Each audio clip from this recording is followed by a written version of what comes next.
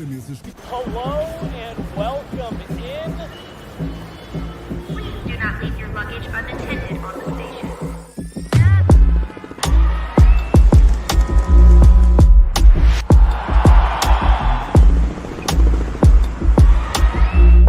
Welcome to the show. Hello, everybody, and welcome to another episode of Off Court presented by The Baking Room. If you haven't heard me talking about The Baking Room, our very own Chloe, one of my favorite people in this building, she runs our socials. She's actually helping produce this show right now. Her father has a new bakery. I believe it's in Aurora. Ruben was on the show with me last week and talked a little bit about the croissants, the baguettes and the sourdough bread there. He said it is wonderful. I still need to go, but this show is presented by The Baking Room. Shout out to our very own Chloe and her father for this new business venture. I'm excited, so make sure you guys go check it out. But we've got some, I'm going to get on Twitter really quick and let people know we're live. This is going to be short and sweet, you guys, because I don't want to spend too much time focusing on preseason. We know, just like the NFL, preseason does matter in some ways, but isn't the end-all be-all. It's a very long season for these NBA teams. It's 80 plus games, an in-season tournament, playoffs. It's a very long season. We basically start October 22nd, and we could watch this Nuggets team play as far as June. So it is a long, long, long time. We don't want to overreact too much to preseason, but we do get to see some things that we had question marks about. I had an episode of this as we were watching the fourth quarter unfold of the first preseason game. The Nuggets fell short in that one, and unfortunately fell short again against the same team, the Boston Celtics, out in Abu Dhabi, 104-130. Okay, the Celtics won 130-104. The Nuggets fell short in this one by a lot. And one of my biggest takeaways following the first preseason game that we watched this Nuggets team play was perimeter defense. When our bench was out there, there was no perimeter defense being played. In this one, we saw a little bit of a different starting lineup. Coach Malone talked a little bit about Aaron Gordon not playing. He said he had a little bit of a tweak. It's nothing serious. I think they were just treading lightly with Aaron Gordon. We know he plays a very physical game. He goes body to body with just about anybody in this league, which is what makes him so great. But it is a more dangerous and risky play style because you do run the risk of having an injured body, a broken body. So if Aaron Gordon had a tweak, I'm glad we weren't playing him. We need him for sure when the regular season starts. Our starting lineup was Ken Carr, Jokic, Murray, Braun, and Strawther getting some starting minutes. We saw him play quite a few minutes in that first game where the Nuggets fell short as well. Julian Strawther came off the bench, but was still getting 23 minutes of play. He actually was our bench player that got the most minutes in the first preseason game against the Celtics. Behind him was Russell Westbrook with 19 and Ken Carr with 21. So Ken Carr was actually the second most used bench player in that first game. He became a starter as well as Julian Strawther. Let's talk about Ken Carr. Not super impressed with what I've seen from him so far. In the first game, like I said, 21 minutes. He was 2 of 5 from the field, 1 of 2 from 3.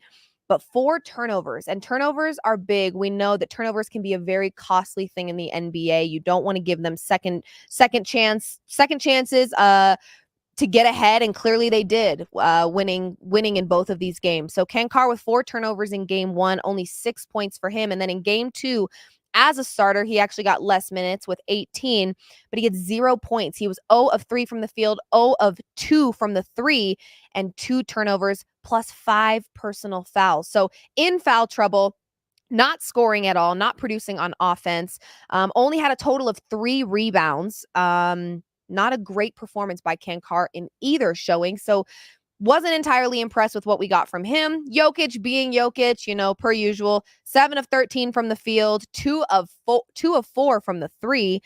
3 turnovers for him, only 2 personal fouls. He had 20 points. He was our leading scorer in this game. Just behind him was none other than Julian Strawther. And I talked a lot about how CB and Julian Strawther, that combination to me will be chef's kiss on offense, because we know CB, he talked about it at Media Day. It's been something that I think the coaches have also talked about. CB's got to work on his shooting. We've seen him come up very big for this Broncos. My, oh my, oh me, oh my. We've seen him come up very big for this Nuggets team, especially in the postseason when it comes to defense. And I think that that's going to be really crucial. Losing KCP, we know KCP, a 3-and-D guy. Defense, to me, when we lost KCP, it felt like that was half of our defense gone. And we're clearly seeing that again. Allowing the Celtics to score 130 points is not great. Some of this we did see in this most recent preseason game was, some pretty important starters for this Celtics team coming out in the second half and playing against our bench guys. That's obviously an opportunity for that Celtics team to pull way ahead, and they did that. We had Julian Strawther, like I said, as a starter in this one. He had 17 points. He was 6 of 12 from the field, 2 of 5 from 3, with 5 personal fouls. Again, makes you wonder how much better would he have played not being in foul trouble. We know that when they get into foul trouble, not only are they removed from the game, although he really wasn't. He played 29 minutes in this one, got a lot of time, which is we love to see that. I think that's what these preseason games are for. While they may not matter and they may not be, the end all be all to the Nuggets identity, it's good to see our bench guys getting minutes because we have a Julian Strawther that, despite playing really great in Vegas, is still unproven in so many ways. So to get 29 minutes makes you wonder, that foul trouble. I do think when they get into foul trouble, they start to play a little bit more timid. He had 2 rebounds, but I want to talk about the person that is starting ahead of him, which is CB. CB, we've seen be very, very big for this defense in many moments coming off of the bench, but now he is supposed to be a starter for this Denver Nuggets team. One of the things he stressed at Media Day, and one of the things that the coaches talked about wanting to see from CB this year, was improvement in his shooting. We're not seeing that yet. 2 of 6 from the field. More importantly, 0 of 4 from 3. We need the threes, okay? Like I mentioned, losing KCP is a big deal. It's not something that we should treat lightly. It's not something that we should just skim past. Losing KCP matters. He was a huge part to this Denver offense and defense. I think CB can bring that defense, absolutely. He had a really great, in my opinion, performance defensively in that first preseason game, having had, what was it? Let me check here. 5 total rebounds, 4 of which were defensive rebounds. Really great from him. And he actually shot a little bit, not really. He was 2 of 4 from the field in that first preseason game, 0 of 1 from 3. So he did take more threes. He took more 3-point shots in the second game, but still only 0 and 4. 2 of 6 from the field, like I said, ended with 8 points, got to the line a little bit more in comparison to the first game. In the first game, he only got to the line. He had 2 shots from the line. And in this second game, he had 4. 5. He had 5, and he was 4 of 5 from the free throw line. So CB, to me, again, that 3-point shooting I think is going to be crucial for this Denver Nuggets team, especially considering the fact that we have a Jamal Murray, our 2 leading most reliable 3-point shooters, in my opinion, on this current offense would be an MPJ and a Jamal Murray, just historically based on what we know about these players and what they can bring from the 3-point line. Those are the 2 I would rely on the most, but we have a Jamal Murray that's 1 of 4 from the 3-point line in this second preseason game. And in that first, he was 1 in 3. 1 of 3 from the 3-point line in the first preseason game. Again, I'm not sure how much longer we can conversate about Jamal Murray. I was disappointed in not what he said at Media Day, but kind of the energy he gave off. I think there's a lot of people out there that believe Jamal Murray maybe wasn't deserving of his max contract based on the most recent season, which was last year's postseason, where he was wildly inconsistent. He came up very big for them in very clutch moments, and it kind of gave you that glimmer of hope, like, there's Jamal Murray. And then he became villainized after the whole heat pack or towel being thrown on the court, getting to Minnesota, having the fans boo him every time he got the ball. Only ended up working in his favor. That was his best performance in the postseason by far. But again, wildly inconsistent from him offensively. Was not impressed by Jamal Murray outside of those really clutch, buzzer-beating shots that eventually helped the Nuggets win. But had Jamal Murray been on, had he been producing in the first half like we know he can, we wouldn't have had to climb back from a 20-point deficit in the third quarter. We wouldn't have needed that buzzer-beating shot. But because we had scoreless first halves from Jamal Murray, 1 of 8 from the field in some games in the playoffs, this Nuggets team put themselves in some pretty tough positions to have to claw their way back into these games, expel a lot of energy in that fourth quarter, which we see them do a lot. I want to talk about, I have mentioned this as a problem for so long with this Denver Nuggets team, which is that they take their foot off the gas and they end up having to expel way too much energy in that second half to fight back in these games, and they're just gassed. In this most recent postseason game, I talked a little bit about the first one on my last show, but in this most recent one where the Nuggets lost by a whopping 26 points, We were outscored in every quarter but the fourth, okay? In the first quarter, we scored 29, the Celtics 34. In the second quarter, we made it a little bit closer, found a little bit of rhythm, got some defensive stops, 31 points in the second quarter, 33 for the Celtics. Now, the third quarter was massive for how this game turned out. Like I said, the Celtics came out of halftime with some of their best starters on the floor, and the Nuggets were playing bench guys. Obviously, that's going to make a difference, and it sure did, because the Nuggets only scored 16 points in the third quarter, whereas the Celtics scored 42. Again, when our bench guys were in that first preseason game, I noticed a massive, massive lack of three-point defense. That perimeter defense was lacking. And then in the fourth quarter, we outscored the Celtics by 7.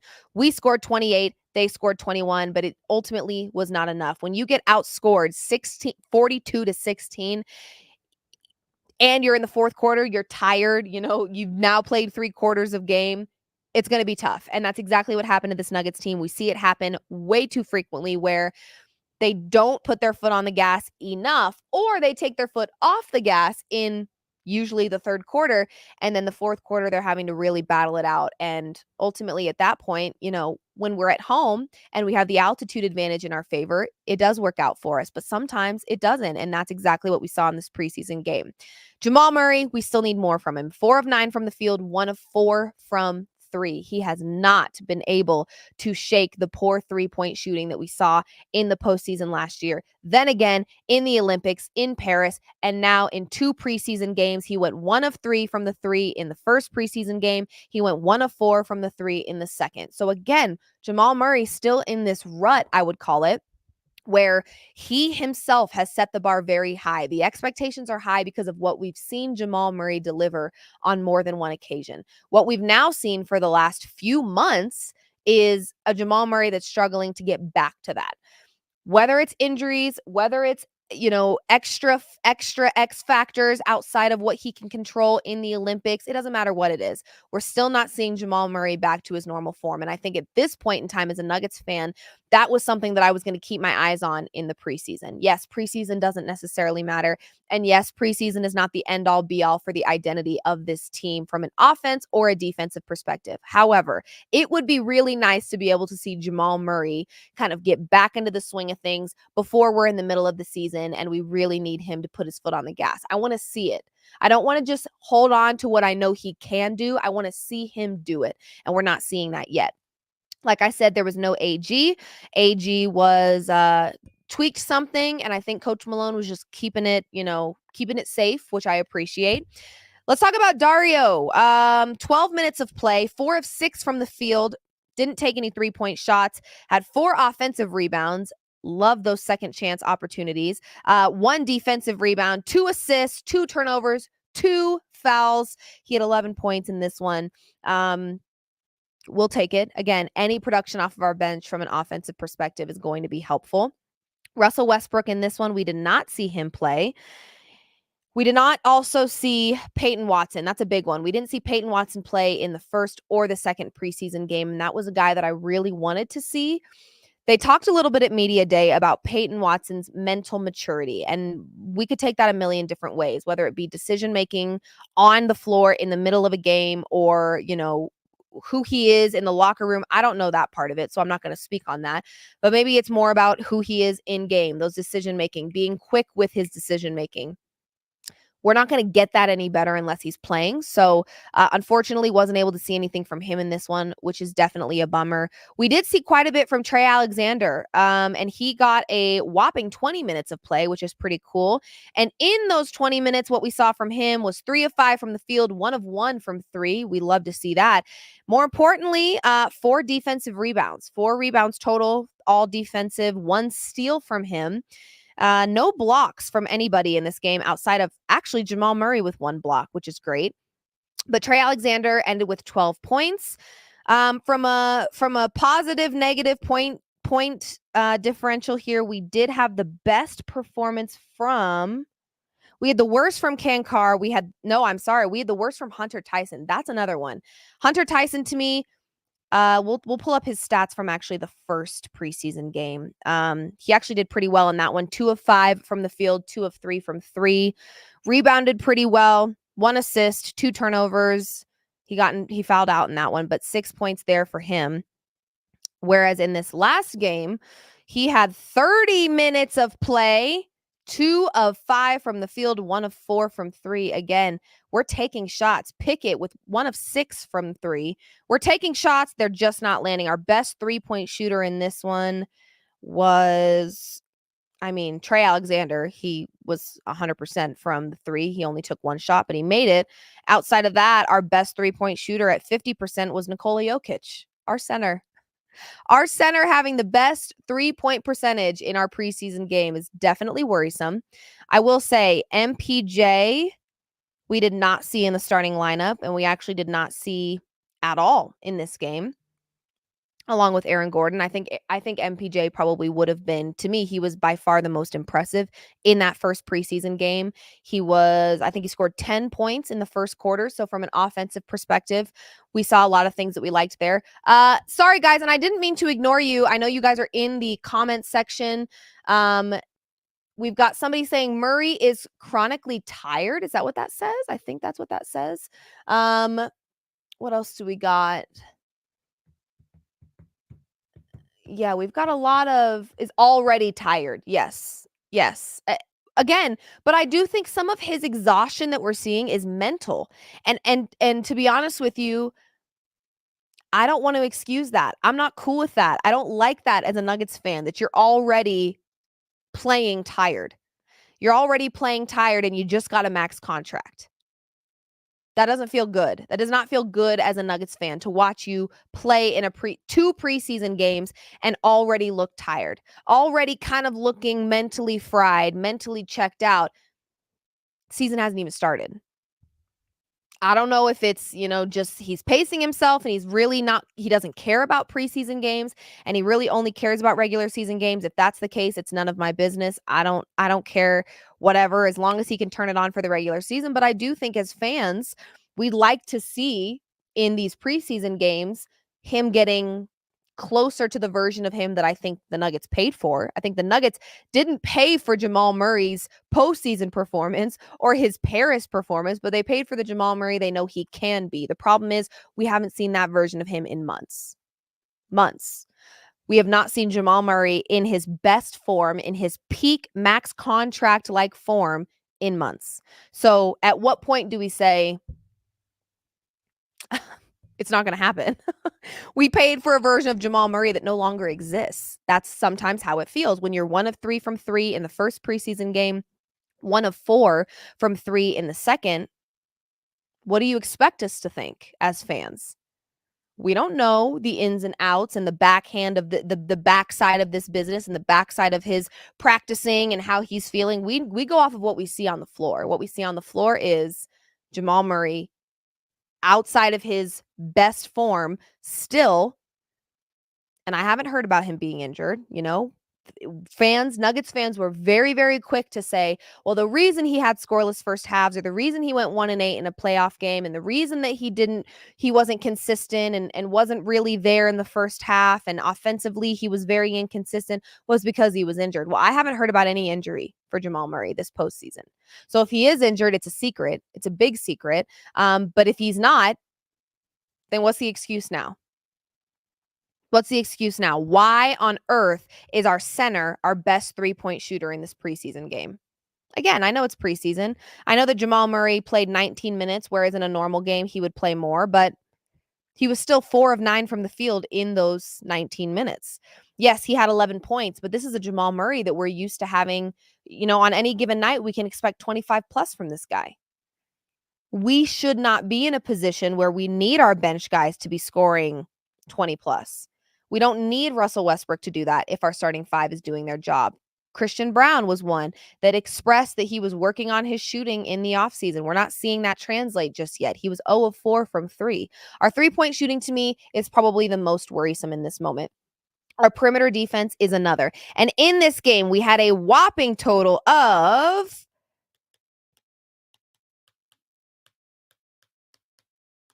20 turnovers. 20 turnovers in a preseason game where we lost by 26. Turnovers matter. They absolutely do. So we've got to clean up our turnovers without a doubt. We've got to be better at three-point shooting because our center right now had the best three-point shooting in the preseason game. That's a problem. Although he is the greatest in the world and he's Nikola Jokic. I get it. But shouldn't be him that we're relying on from the three-point line. And our perimeter defense absolutely has to get better. Has to. It's pretty mandatory at this point. So those are my biggest, as of now, my biggest takeaways from the 2 preseason games we have watched this Denver Nuggets team play. Again, preseason games are not the end-all be-all for the identity of this Nuggets team as we enter the season. They're just not, okay? So I know for a fact that there is going to be some adjustments that are made. There's going to be some changes. They're going to fine-tune things. We did not see Aaron Gordon in this game. That will obviously make a very, very big difference when he's out there. We did not see MPJ in this game. That obviously makes a very, very big difference. And again, does kind of show you, that first game we played with our starting 5 that we had in place, and I think we'll have for the regular season, plus Russell Westbrook. We didn't see him in the second game either. Plus Russell Westbrook, we play a whole lot better. But I do think it's important in these preseason games to get our bench some minutes. The bench has been a worry by Nuggets fans for some time now. Bruce Brown kind of put a Band-Aid on the fact that we didn't have depth on our bench, and then we lost him and we didn't have an answer for how to fix it. In the comments, we've got some comments. I'm trying to read and see. 2023 was so perfect for him that it seems like a tougher mental adjustment. Honestly, if I remove the emotion from it and I'm not making excuses for him, my answer would be figure it out. You're on a max contract now. Figure it out. Max contract players figure out how to mentally adjust, even when it's tough. I mean, now that the mental contract thing is out there and it's a thing, the expectation for him is now 10 times higher than it was. So I'm struggling at this point because it's like my expectations of Jamal Murray were based on the bar he set himself for how great he can be. But now let's add in the fact that he's a max contract player. Oh, hell yeah. Get it together. Like, there's only so many games I can make excuses for Jamal's poor shooting now that he's on a max contract. Because how will that max contract affect Aaron Gordon? Will they be able to get Aaron Gordon back? Because if we just signed a max contract to Jamal Murray, who has yet to get out of this slump, this mental rut, this shooting rut, and we may not be able to land a deal with Aaron Gordon, I'm going to be pretty heated about that. I'm going to be pretty pissed off, to be honest with you. Because what we're seeing from Aaron Gordon and what we saw from Aaron Gordon in the postseason was that he still got it. What we saw from Jamal Murray was he's injured, he's this, he's that, but haven't heard the injury word in a while as it pertains to Jamal Murray, and we're still not getting out of him what I think we deserve to be getting out of him. So what's the excuse now? It's tough. I don't know what to do about the Jamal stuff. I really don't. It's a very, very difficult position that this team is in right now because they just signed him to a max contract. So the expectation for him is much higher than it already has been, and he's not even close to getting where his potential should be based on what he's shown us he can do.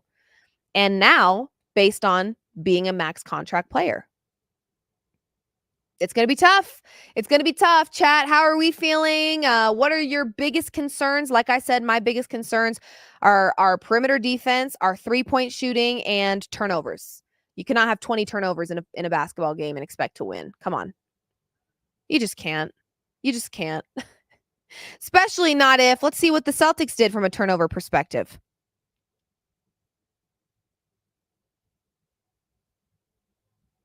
Eight. The Celtics had 8 turnovers. The Denver Nuggets had 20. You're going to lose by 26 when that happens, and that's exactly what happened. They lost by 26. You are not winning a basketball game when you have 20 turnovers and the other team only has 8. That's got to be fixed. We had a bench player for the Celtics going 3 of 3 from 3. All right. Jason Tatum, 3 of 7 from 3. Derek White, 2 of 6 from 3. Jaylen Brown, 2 of 7 from 3. Perimeter defense, another big issue. And then our three-point shooting. That's a whole nother problem. Because Nikola Jokic, our center, despite as being as great as he is, our center should not be our best three-point shooter on the floor. Not when you've got max contract Jamal Murray on the floor. What the hell? So, to me, 3 biggest takeaways are that perimeter defense, three-point shooting, and turnovers. We got to tighten those things up, which we absolutely can. When it comes to Jamal Murray right now, I am just going to wait until I can see it. Because I can sit here and I can hold on to the 2020 season. I can hold on to the 2023 season and I can say he's great. We know he's great. We know he can be great, but that's not what we've seen lately. So what have you done for me lately, Jamal? That's kind of where my brain goes. I know how great he can be. He himself has set the bar exceptionally high. I know what he's capable of. But until I've seen it recently, until I've seen it happen, I don't know how I feel about it. It stresses me out a little bit. Chat, I think that's kind of all we've got for you today. I just really wanted to talk about that preseason game. When are we trading Zeke, Liv? He's so bad on the team. I actually liked how Zeke played in the last game. He showed a lot of promise to me. In this game, not so much. 0 of 4 from the field, 0 of 2 from the 3. You hate to see it. 2 rebounds, 1 steal, 2 turnovers, 1 foul, only 2 points for Zeke. Not great from him in this one, but last game, I did feel great about what he did. I believe I was live during the fourth quarter, and he got like 5 minutes of playtime in that live, and he did a lot of really great things in that time. So I don't think that he should be necessarily gone. I don't know. It's tough. Our bench is tough.